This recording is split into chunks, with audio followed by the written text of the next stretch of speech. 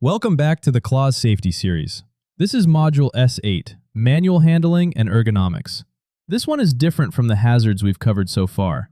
There's no bang, no spark, no fall. Just the slow, quiet wear of a body used the wrong way, day after day, until one ordinary movement is the one that finally hurts. Manual handling injuries are, in almost every region, the single most common cause of lost time at work. They rarely make the news because they don't happen in a second. They happen over a career. In the next few minutes, you'll learn how the damage really builds, how we design it out, and how to protect your back long before it complains. Let's begin. Here's what you'll be able to do by the end of this module. First, you'll understand why this is the slow injury, why the harm builds up invisibly, and why the load that hurts you is rarely the heaviest one you lifted. Second, you'll know the handling hierarchy, the order we always work in. Eliminate the handling, then reduce it with aids and better design, and only then rely on your own technique. Third, you'll know how to lift, lower, push, pull, and carry the way that spares your spine. And fourth, you'll understand ergonomics, fitting the job to the body instead of forcing the body to fit the job. And why the ache you feel today is a message worth reporting. Let's start with why handling gets its own module. Most hazards announce themselves. A blade is sharp, a chemical stings, a flame is hot. Your body tells you at once. This one is silent. Lift a little awkwardly and nothing happens. Do it again tomorrow and the day after, for a year, and the tissue in your back, your shoulders, your wrists is quietly wearing through. These are called musculoskeletal disorders, and together they are the most common work-related ill health there is. More lost days than any dramatic accident. The cruelty of it is that there's no single moment to point to. No obvious cause to fix, which is exactly why we have to see it coming, because your body won't warn you until the damage is already done. Here is the ground rule this whole module stands on. No single lift breaks a back. 1,000 careless ones do. We brace ourselves for the heavy load. We plant our feet. We ask for help. We treat it with respect, and it rarely hurts us. It's the light, routine ones we get careless with. The quick twist to grab a box. The reach into the boot of a car, the same small movement 100 times a shift that quietly do the damage. So here's the mindset that replaces bravado. Every lift counts because they all add up. There is no lift too small to do well. The habit you build on the light loads is the habit that saves you on the heavy ones. When you hear manual handling, don't picture only the warehouse worker heaving a sack. Picture your whole day. Lifting and lowering, the obvious one, up off the floor, down onto a bench. Carrying and moving a load from one place to another, however short the trip. Pushing and pulling. Trolleys, pallet trucks, doors, anything that resists you. Holding and supporting a weight while you work, which tires muscles just as surely as moving it. And the one people never count. Repeating the same small movement over and over, all shift. The reaching, the packing, the twisting that each seem like nothing.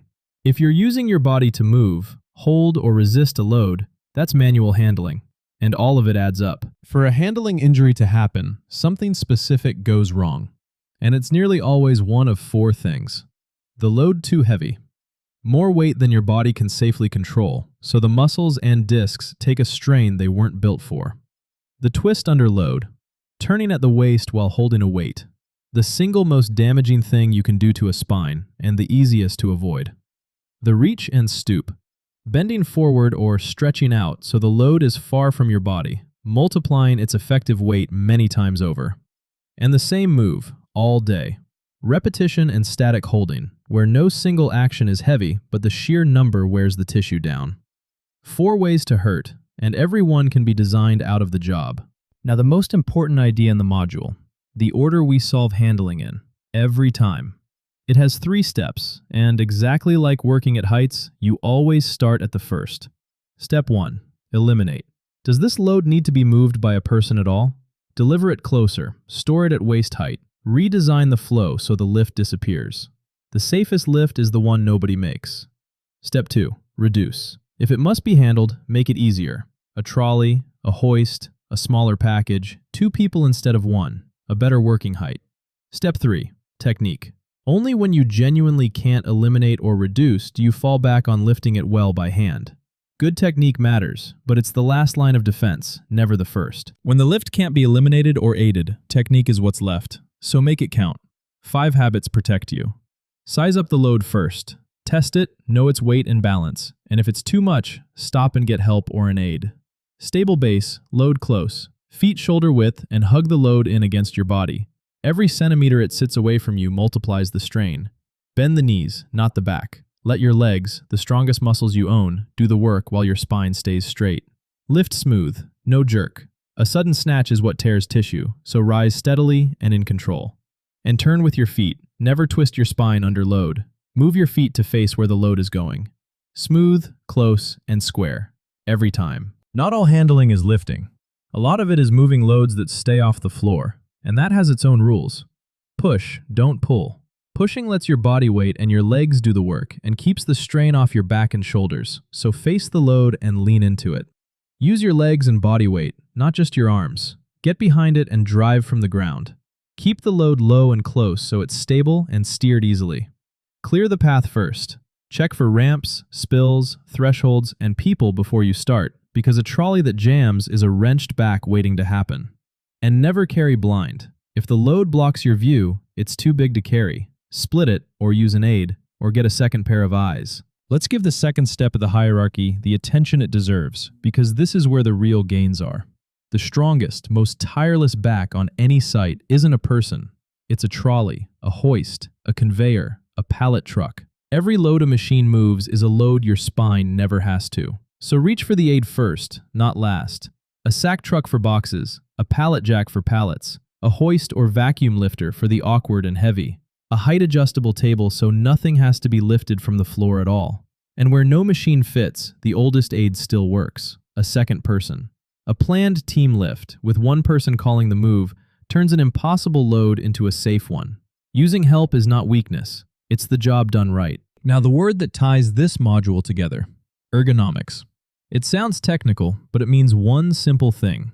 Fit the job to the body, instead of forcing the body to fit the job. 4 ideas do most of the work. Work at the right height. Bench, bin, and conveyor set so you're not stooping down or reaching up all day. Keep everything within easy reach so the things you use most are close, in front, and never behind a twist. Neutral posture. Joints in their natural, relaxed position. No bent wrists, hunched shoulders, or craned neck held for hours. And move. Vary and rotate. No posture is good if you hold it too long, so change tasks, stretch, and share the repetitive work around the team. A job that fits you is a job you can still do in 20 years. Let's talk about the part people are worst at. Listening to their own body. Because these injuries build slowly, they give you warnings long before they become serious. A stiffness that lingers after the shift, a niggle in the shoulder, a tingling or numbness in the hands, an ache that used to fade and now doesn't. These are not signs of weakness to be pushed through. They are early messages, and caught early, almost all of them are reversible. A change of task, a better setup, a bit of rest. Ignored, pushed through shift after shift out of pride or pressure, the same signals become the chronic, life-altering injuries that end careers. So report the ache while it's still just an ache. Speaking up early isn't complaining. It's the smartest thing you can do for the body you have to live in. 5 checks before you take the weight. They cost you seconds, and those seconds are the cheapest safety in this whole module. Assess the load and the route. How heavy, how balanced, how far, and what's in the way. Ask the aid question first. Is there a trolley, a hoist, a second person who could do this instead of your spine? Clear and prepare the path. No spills, no clutter, no closed doors between you and where it's going. Warm up and rotate. A cold body handles worse, and no one should do the same heavy task all day. Share it around. And when in doubt, ask for a hand. The strongest people on any team are the ones who know when a load is a 2-person job. Think first, lift second. One honest note about the law. As always in this series, every region takes manual handling seriously, and each writes it into its own rules. In South Africa, the ergonomics regulations place a duty on employers to assess and manage ergonomic risk, including manual handling. In the United States, there's no single lifting standard, but OSHA's general duty clause requires employers to protect workers from recognized hazards, And the widely used NIOSH guidance shows how. Across the European Union, the Manual Handling of Loads Directive requires employers to avoid hazardous handling where they can, and reduce the risk where they can't. And ISO 45001 wraps ergonomic risk into the same manage and improve system your site may be certified against. The principles you've learned hold in all of them, but your site's own assessment and procedures always come first. Let's be precise about what you've just done. Honesty being a safety value too. This module gives you awareness, how handling injuries build, the hierarchy that prevents them, how to lift, push, and carry well, and how to read the early signals your body sends. It does not on its own replace the specialist help some situations need. A formal ergonomic risk assessment of a demanding task, a proper workstation and task assessment, medical or physiotherapy advice when a niggle becomes a real problem, a structured rehabilitation or return to work plan after an injury, and operating powered handling equipment. That's licensed training in its own right. Those need qualified people and your site's own procedures. Awareness is where safe handling starts. It isn't where it ends. 5 things worth keeping from this module. 1. It's the slow injury. No single lift breaks a back, so treat every lift, even the light ones, as one that counts. 2. Work the hierarchy. Eliminate the handling first, reduce it with aids and better design next, and rely on technique only as the last line. 3. Lift smart. Size up the load, keep it close, bend the knees, not the back, and never twist under weight. 4. Let the machine take the strain. A trolley, a hoist, or a second person beats even the strongest back. 5. Listen to your body. Report the ache while it's still just an ache. Look after your back today, and it will still be with you at the finish line. That's the end of Module S8. Thank you for your attention, and for taking seriously an injury that's easy to ignore, right up until it's impossible to. 3 things before you go. First, download the free companion pack for this module at Qlause.app, a 10-question quiz, a 1-page toolbox talk summary, an attendance register, and a safe handling checklist for your own tasks. Second, the series continues with Module S9, slips, trips, housekeeping, and forklift awareness, keeping the floor you walk on as safe as the loads you carry. And third, this week, find one lift on your site that's done by hand and ask, honestly, could a trolley, a better height, or a second person do it instead?